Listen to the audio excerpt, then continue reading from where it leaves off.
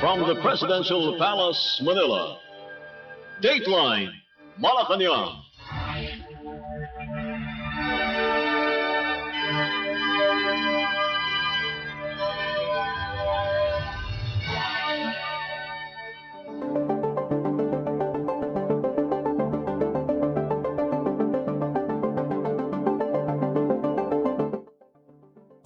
Good day, I am Win Peñano bringing you today's edition of Dateline Malacañang.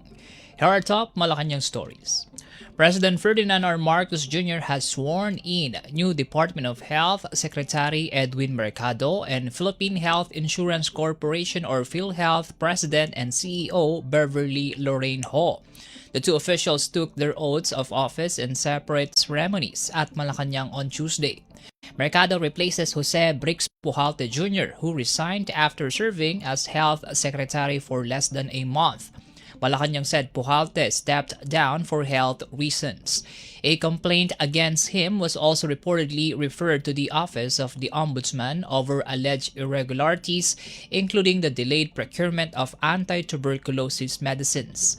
Before becoming Health Secretary, Mercado headed PhilHealth beginning February 2025. He is a physician and holds an advanced degrees in global health delivery and healthcare administration. Meanwhile, Ho returns to government after serving as Chief Health Officer of Ayala Healthcare Holdings. She previously held several senior positions at the DOH, including Undersecretary, and was among the agency's public health communicators during the COVID-19 pandemic. Ho now takes over as PhilHealth Chief from Mercado. Dateline Malacañang.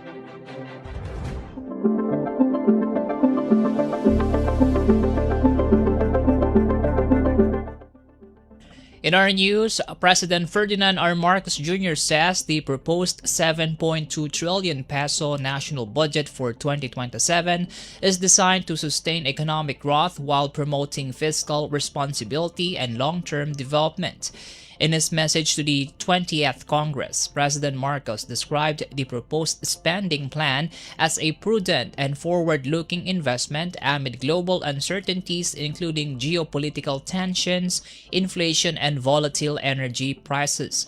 He said the budget will prioritize strategic infrastructure, human capital, food and energy security, and social protection while promoting transparency and efficient use of public funds. President Marcos noted that the proposed budget is significantly lower than the 11.69 trillion peso funding requests initially submitted by government agencies. He said agencies were directed to focus on measurable results, remove unnecessary expenditures, and ensure that every peso delivers meaningful and lasting value.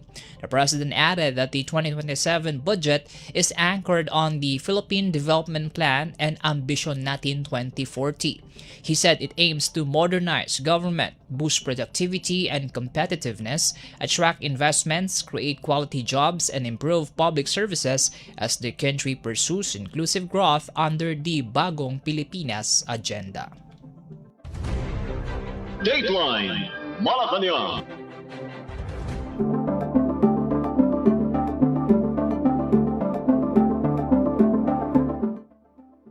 President Ferdinand R. Marcos Jr. says the government's Oplan Kontra Baha is showing positive results with flood levels decreasing in some areas following continued dredging and cleanup operations.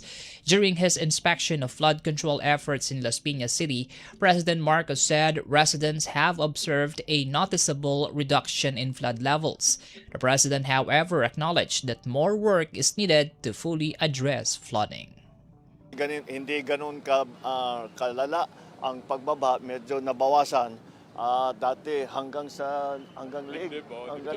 dibdib umaabot. Ngayon wala pa, hindi na hanggang kulang pa sa tuhod ang baha.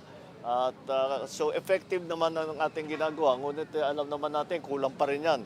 Marami pa rin tayong kailangan gawin. Launched last year, Upland Kontra Baha aims to clear clogged waterways and drainage systems across Metro Manila to reduce flooding during heavy rains. President Marcos said dredging must continue, noting that the activity had been halted for years, causing rivers and spillways to become increasingly shallow. He also directed Public Works Secretary Vince Dizon to revisit the delayed Las Piñas Spillway project, which could provide an important outlet for floodwaters. Patuloy ang ating gagawin nito dahil hindi pa tapos ang trabaho. Marami pa tayong gagawin. Ngunit mukha namang effective yung ating nagawa na nasimulan nitong taon na ito. Hindi natin titigilan hanggang matapos yan.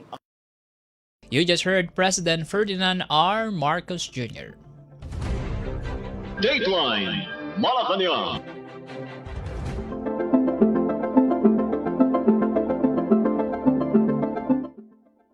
In related news, the Department of Public Works and Highways or DPWH has deployed personnel and heavy equipment to clear trash clogging and clogging the Redemptorist Water Channel in Barangay Baclaran, Parañaque City. DPWH Secretary Vince Dizon said the deployment was ordered by President Ferdinand R. Marcos Jr. to restore the proper flow of water in the channel. 2 backhoes, 1 backhoe loader, 5 dump trucks, and 50 DPWH personnel are being used in the clearing operations. Dizon said the massive buildup of garbage has obstructed rivers and drainage systems, contributing to severe flooding and causing water levels to rise above a person's height. The DPWH chief appealed to local government units and the public to practice discipline in disposing of their garbage. Dizon also called for an overall master plan to address the country's garbage crisis and prevent the problem from recurring. He said the government needs to find a long-term solution to the problem once and for all. Dateline Malacañang.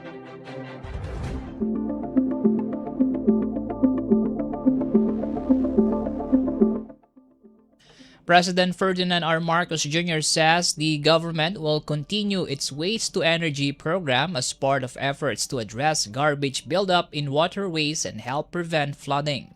The president raised the issue after inspecting a high-vacuum drainage pump in Las Piñas City amid heavy rains brought by 2 successive tropical cyclones and the enhanced southwest monsoon. President Marcos said garbage had accumulated in waterways in nearby Parañaque City after floodwaters opened drainage channels and high tide trapped the waste. Kita ninyo yung mga picture na punong-puno yung kanal, punong-puno ng basura na hindi naman galing sa Parañaque, galing sa ibang lugar yun.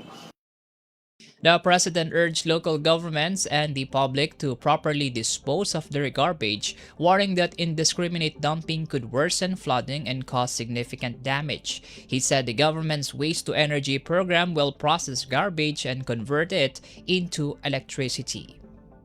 Kami naman dito sa pamahalaan ay itutuloy na natin yung waste-to-energy na program. Yun yung kinukuha yung basura at ito ay pinoprocess at ginagawang kuryente.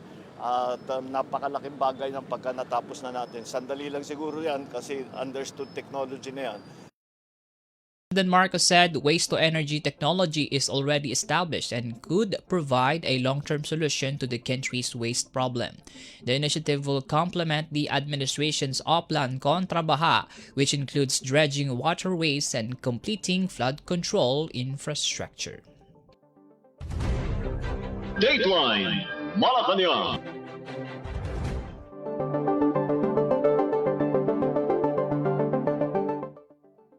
President Ferdinand R. Marcos Jr. has checked on residents staying at an evacuation center in Las Piñas City following flooding caused by the enhanced southwest monsoon or habagat. President Marcos visited the Verdant Covered Court in Barangay Pamplona 3, where displaced residents are temporarily sheltered, and interacted with children at the evacuation center. The visit followed his inspection of a high-vacuum self-priming drainage trailer pump in Barangay Zapote, which is being used to help address flooding in the area.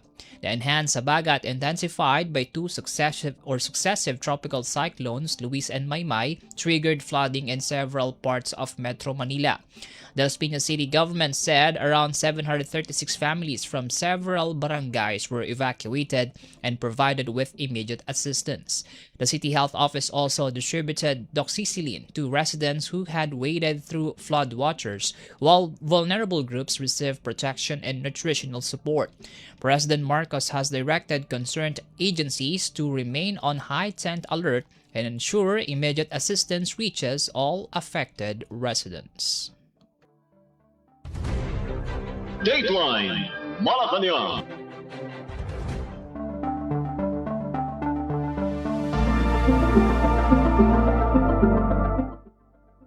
The Department of Social Welfare and Development, or DSWD, has assured families affected by tropical cyclones Luis and Maymay, as well as the enhanced southwest monsoon or habagat, of continued humanitarian assistance.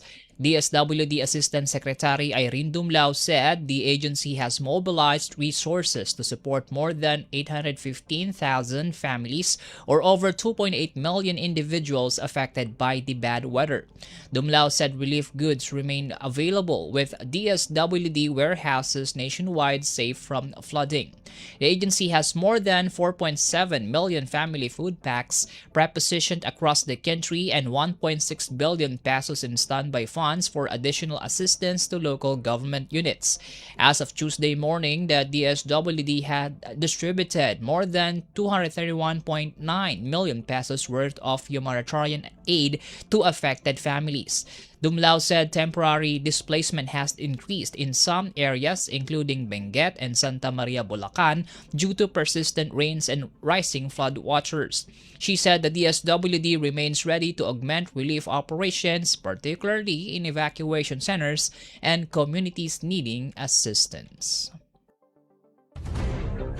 Dateline Malacañang.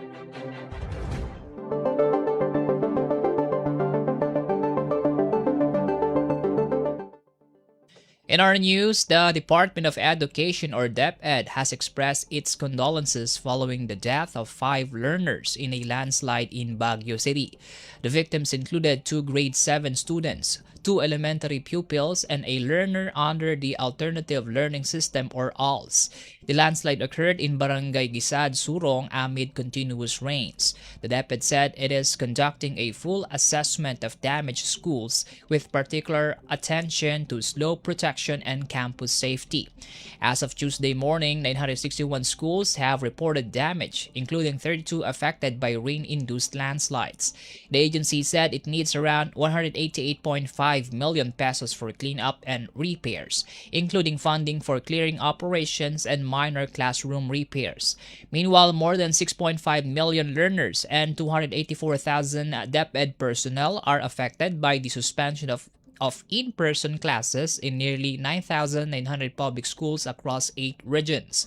The DepEd said class suspensions will remain in place as rains persist, while field offices coordinate with local authorities and disaster response agencies.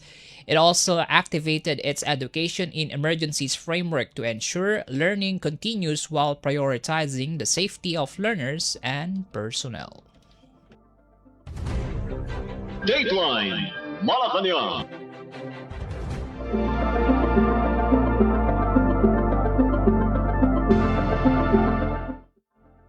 Malacañang is calling for a stronger public and barangay-level action against improper waste disposal after massive amounts of garbage clogged waterways in Metro Manila, contributing to widespread flooding amid heavy rains. Palace Press Officer Claire Castro said the build-up of garbage hampered the flow of flood waters and highlighted the need for both government action and public cooperation. Castro said President Ferdinand R. Marcos Jr. has repeatedly called for proper waste management, but government clearing efforts would have limited impact if people continued to dispose of garbage improperly. Lubha po talagang nakakabigla in a way na isa ito sa makikita nating dahilan sa hindi pagdaloy ng tubig sa lagusan. So, ang nais din po ng Pangulo, noon pa naman natin to pinapaalala, pero yung tumambad sa ating mga mata na dagat ng basura. Parang may lumalangoy, parang may gustong lumangoy sa dagat ng basura. Hindi ito ang nais natin. Nais natin ay magkaroon ng maayos na daluyan ng tubig, kaya kailangan itong ayusin ng ating pamahalaan, ng mga opisyal natin. Pero, ang nais din po nating lahat, ang nais ng Pangulo, lahat po tayo ay magtulong-tulungan. Hindi po kakayanin ng gobyerno na magtrabaho, pero ating mga kababayan ay pabaya ng pabaya. Tapos magtuturo kung sino ang may kasalanan. Lahat po tayo dito ay dapat kumilos. She urged barangay officials to strengthen enforcement against illegal dumping, including the use of closed-circuit television cameras to identify violators. Castro also warned that improperly discarded garbage could eventually harm the same communities that produce it. Tayo rin po lahat ang magiging biktima nito, ng mga basurang itinapon natin. Talagang babalik at babalik sa atin. The government continues to conduct clearing and dredging operations in flood-prone waterways amid the southwest monsoon and recent tropical cyclones. President Marcos has also pushed for a waste-to-energy program that would process garbage to power generation and help reduce the volume of waste reaching waterways. Dateline Malacañang.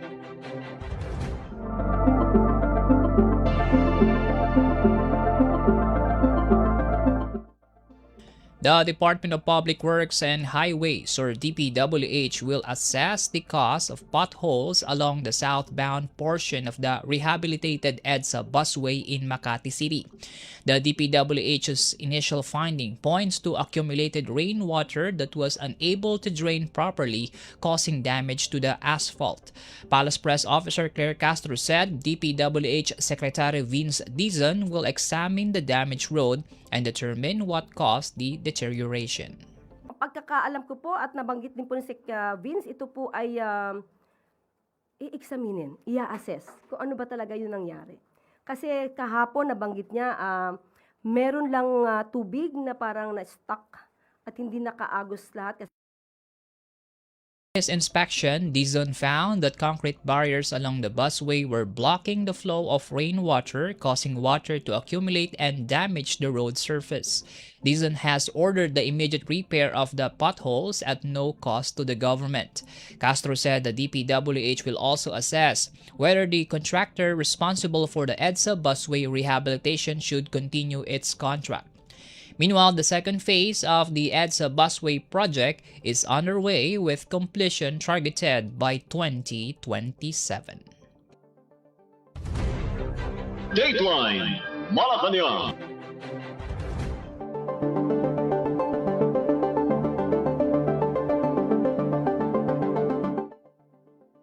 Malacañang has criticized Baguio City Mayor Benjamin Magalong for allegedly applying a double standard in his comments on the government's investigation into questionable flood control projects and the impeachment proceedings against Vice President Sara Duterte. In a press briefing in Malacañang, Palace Press Officer Claire Castro said the government's flood control investigation, which intensified only around September or October last year, has already resulted in several investigations and arrest warrants. Castro compared this with Magalong's investigation into a rock netting project in Benguet, which he said began in 2019 but has yet to result in charges. She also criticized Magalong for repeatedly raising alleged corruption issues without naming those involved or presenting the results of his investigations. Wala pa pong isang taon, pero marami na po ang naimbestigahan, marami na pong na-issue na warrant of arrest at paulit-ulit na lang po ako na sinasabi ito. At kung nababagalan po ang isang mayor, katulad ni Mayor Benji Magalong, kung balikan natin ang mga kwento at istorya, taong 2019, inamin ni Mayor Benji Magalong na sinimulan niya nang mag-imbestiga patungkol sa rocknetting. 2019. Pero na-call out siya ni Secretary or rather Senator Trillanes taong 2025. September 10, 2025 ay na-call out siya at sinabing matagal na naimbestigahan ang rocknetting according to the mayor. Pero wala pa siya napangalanan at wala pa siyang naidemanda man lang. Ayon din kay Senator Trillanes, di umano, ay parang mayroong kinakatakutan na mabulgar na pangalan. At sa isang interview din naman, October 20, 2025, inamin ni Mayor Magalong na 2019 pa ay sinisimula niya ng imbestigantong rocknetting. Pero 6 na taon ang lumipas, wala pa rin siyang nagawa tungkol sa issue ng rocknetting. So, sino po ba kaya ang mas mabagal? Kung merong kakayanang mamintas at magturo, dapat ay may kakayanan din kumilos para makatulong sa gobyerno at hindi puro pamimintas lang ang alam at pamilya.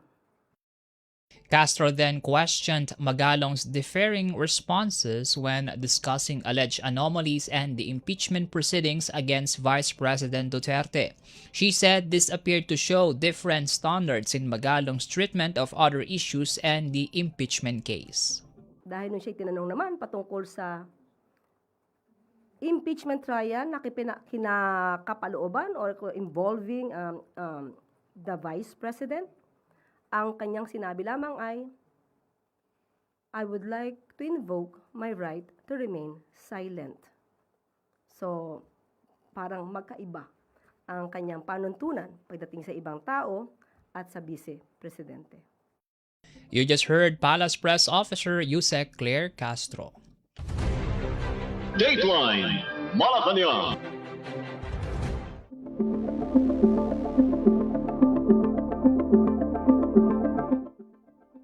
Malacañang is pushing back against claims of political credit for the Peoplesville housing project in Davao City, pointing to government's documents showing that key permits were issued during the Marcos administration. In a press briefing in Malacañang, Palace Press Officer Claire Castro presented the project's development permit, certificate of registration, and building permit as proof of the government's documented actions on the project. She said the development permit was issued in July 2023, while the certificate of registration was issued in June 2024. The building permit was issued in February 2024. Castro accused unnamed individuals of trying to claim credit for a project pursued under President Ferdinand R. Marcos Jr. and the Department of Human Settlements and Urban Development. Isang maayos na pabahay, isang tunay na komunidad. Ngunit ang proyektong ito ay pilit na inaagaw ng ilang mapagpanggap na kahit wala silang anumang kontribusyon sa pagod ng Pangulong Marcos Jr.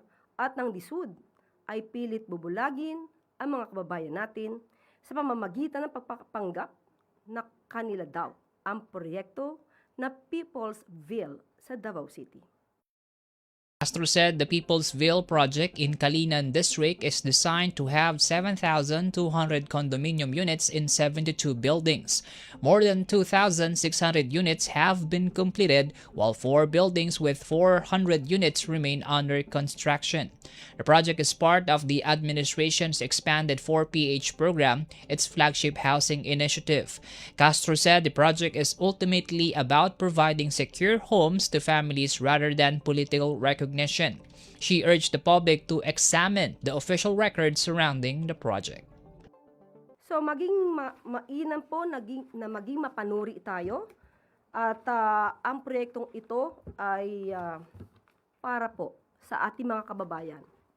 Hindi para magpabida ang sinuman, kundi laan ito para sa ating mga kababayan, lalong-lalo na sa Davao City. Pala said Peoplesville has benefited residents who had spent years renting and moving between homes before becoming homeowners. Dateline Malacañang.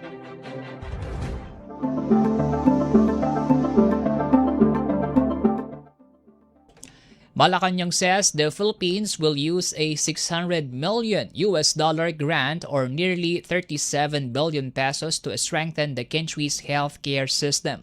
In a press briefing in Malacañang, Palace Press Officer Claire Castro said the funding will support the implementation of the strategic objective agreement for integrated and sustainable health systems between the Philippines and the United States.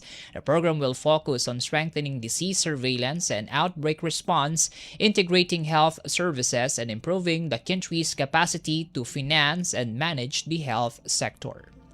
The initiative will also support priority health programs addressing human immunodeficiency virus, HIV, tuberculosis, TB, neglected tropical diseases, NTDs, and maternal, newborn, and child health, MNCH. End of quote. So yan po ang mga programa kung saan ilalaan po ang naibigay po na grant ng US para sa ating health system. Department of Finance said the grant will also help upgrade medical services, strengthen defenses against disease outbreaks, and improve national health security. The Philippines and the United States earlier signed a separate $193 million grant for a 5-year program focused on detecting, treating, and preventing HIV and tuberculosis. Dateline Malacañang.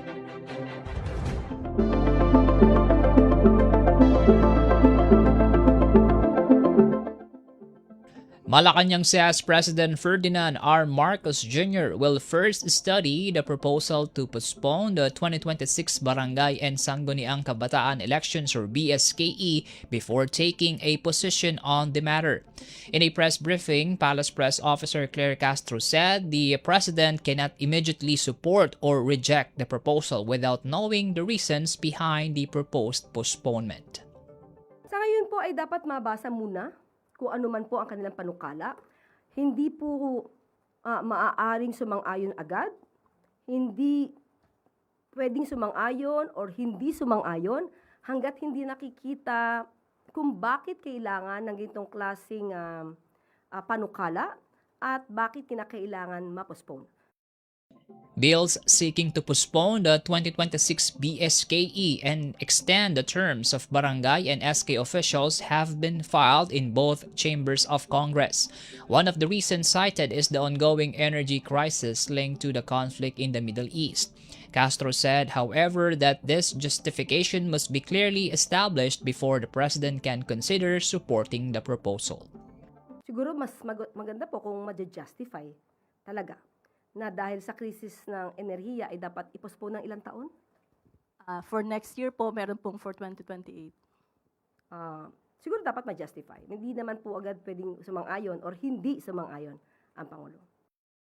Castro added that the proposal was not discussed during the recent Legislative Executive Development Advisory Council meeting with President Marcos. The 2026 BSKE was previously postponed through legislation with the elections moved to November 2026. Dateline Malacañang.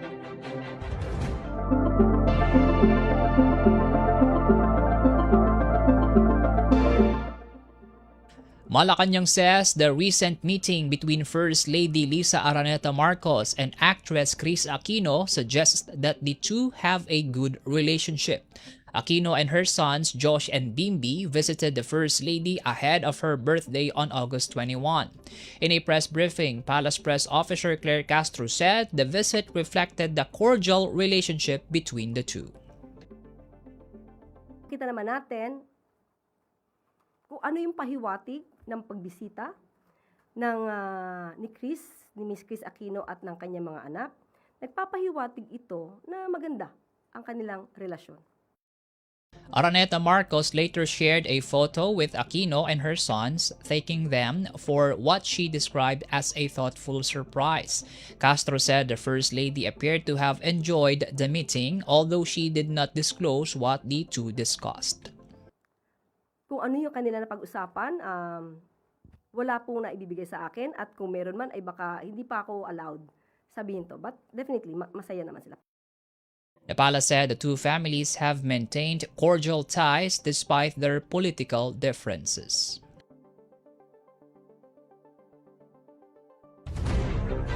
Dateline Malacañang.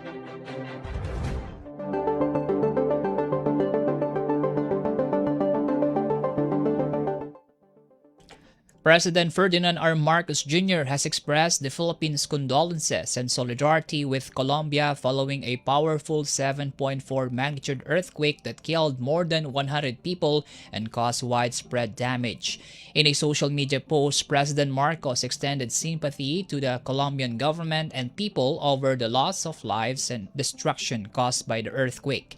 The president said Filipinos deeply understand the pain brought by earthquakes, noting that the Philippines is also located along the Pacific Ring of Fire.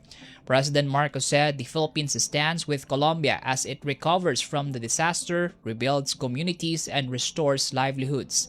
The 7.4 magnitude earthquake struck western Colombia on Monday.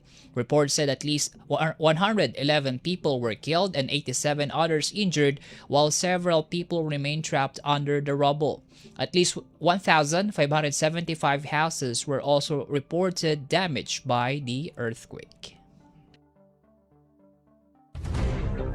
Dateline Malacañang.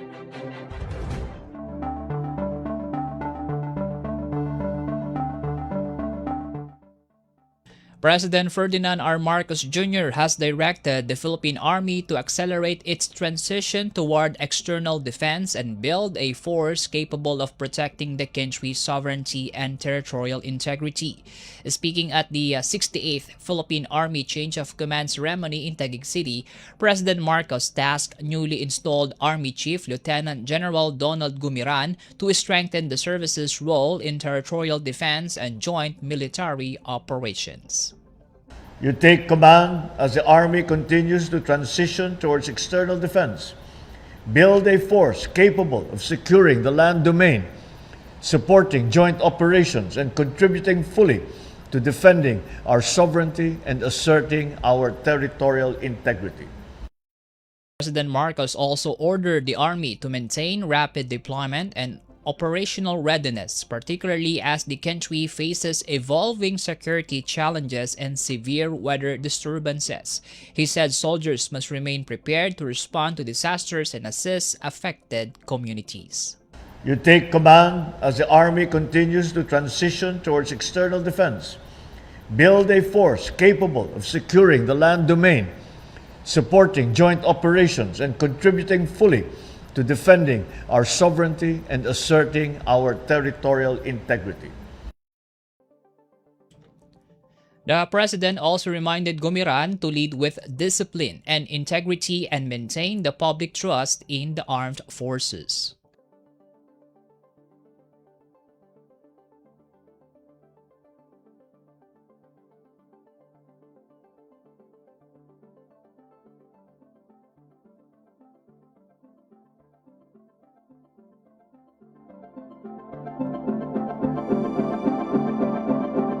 Especially now, as many of our communities confront heavy monsoon rains and other calamities, keep the Army ready to support search, rescue, and relief operations.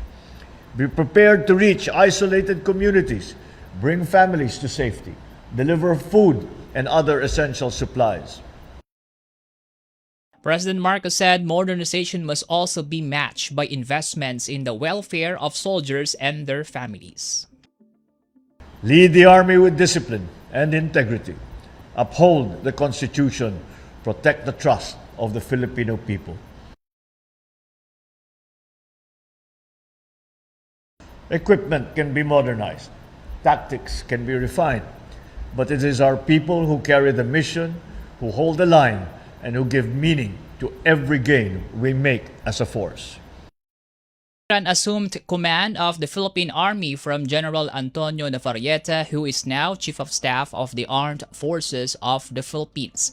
President Marcos assured the Army that the government will continue investing in its capabilities, readiness, and the welfare of its personnel. Dateline Malacañang.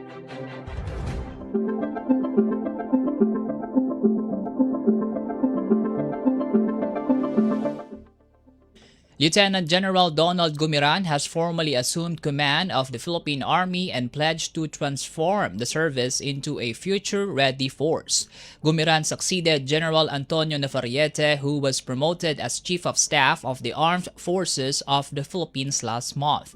A member of the Philippine Military Academy class of 1992, Gumiran previously served as commander of the Western Mindanao Command and held several key military positions. During the change of command ceremony at Fort Bonifacio in Taguig City, Gumiran outlined his leadership agenda through what he calls the STRONG framework. The framework focuses on stewardship, transformation, readiness, organizational development, nation building, and values anchored on faith and integrity. Gumiran said the Army will continue modernizing its capabilities, strengthening professionalism among its ranks, and enhancing its readiness to respond to evolving security challenges. He also vowed to help defeat remaining internal security threats, support democratic institutions, and strengthen the Army's partnership with the Filipino people. Dateline Malacañang.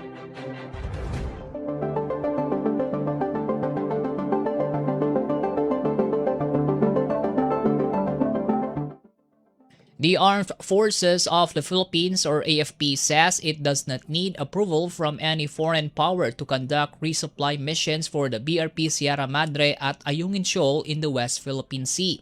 AFP Western Philippine Sea spokesperson Rear Admiral Roy Vincent Trinidad said the Philippine Navy vessel is commissioned to serve the country while Ayungin Shoal is within the Philippines' exclusive economic zone. Trinidad said the AFP has the mandate to protect the country's territory, rotate personnel, and provide supplies to Filipino troops stationed aboard the vessel. He stressed that the BRP Sierra Madre and Ayungin Shoal will never be abandoned. The statement came amid questions about a so-called provisional understanding between Manila and Beijing on resupply missions to Ayungin Shoal. Trinidad said the AFP does not need approval or even prior notice to any foreign entity when carrying out its mandate. He added that the latest rotation and resupply mission took place about 45 days ago and supplies for troops aboard the ship remain sufficient. He said the schedule of future missions will depend on operational requirements. Dateline Malacañang.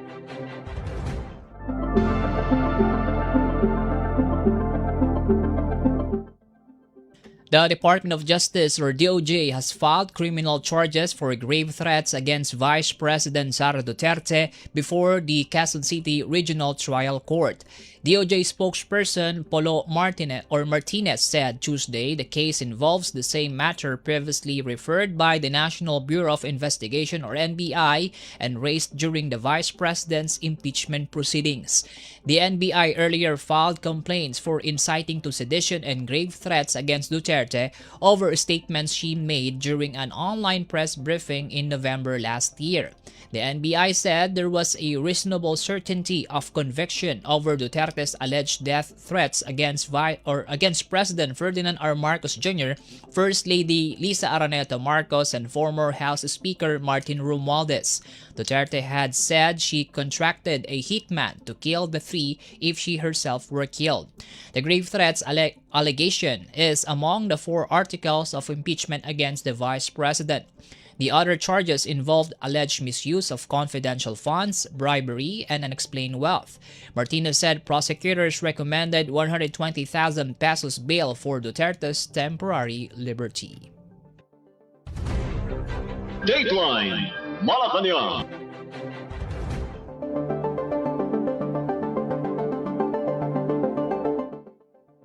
Batangas Representative Leandro Leviste again declined to answer questions from the National Bureau of Investigation, or NBI, over a possible human trafficking case linked to an alleged plot against Executive Secretary Ralph Recto. Leviste's lawyer Gabriel Rondain Capunan said Tuesday they invoked the lawmaker's constitutional right to remain silent during the NBI proceedings. She said they were allowed to review some of the affidavits submitted in the case but declined declined to comment on the evidence. The lawyer also denied allegations that Leviste financed an alleged honey trap operation intended to implicate Recto. The NBI is investigating an alleged plot to frame the executive secretary. Leviste and former Negros Congressman Jacinto Paras have been linked to the probe following a raid that reportedly uncovered a talent manager and several young women allegedly promised millions of pesos to participate in the scheme. Meanwhile, the Bureau of Immigration confirmed that Leviste and his mother, Senator Loren Legarda, left the country on August 2 for medical treatment. Dateline Malacañang.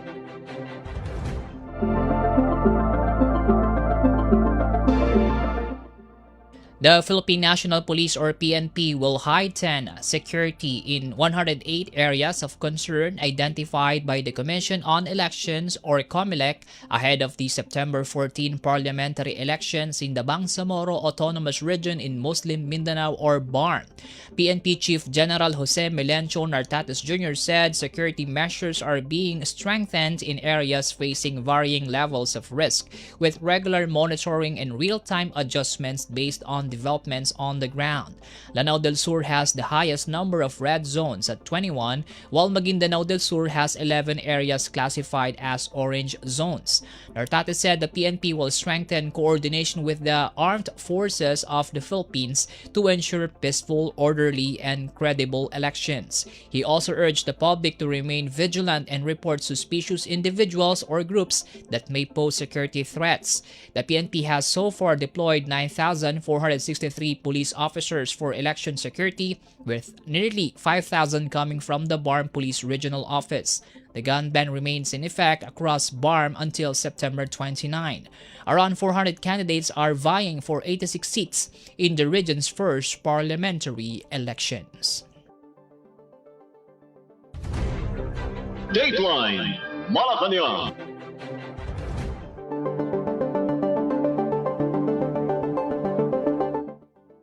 And that concludes today's edition of Dateline Malacañang. For Radyo Pilipinas World Service, I am Win Peñano. Good day. From the Presidential Palace, Manila, Dateline Malacañang.